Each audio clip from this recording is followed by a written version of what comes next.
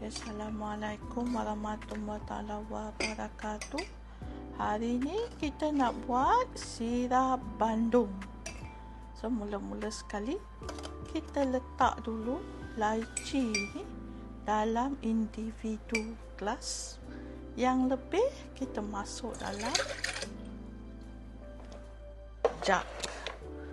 Okey, kita akan guna aiskrim soda yang saya dah buka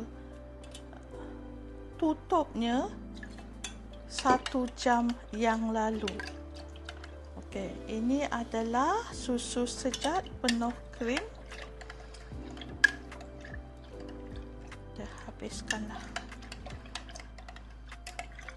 Okey, lepas tu kita masukkan air soda.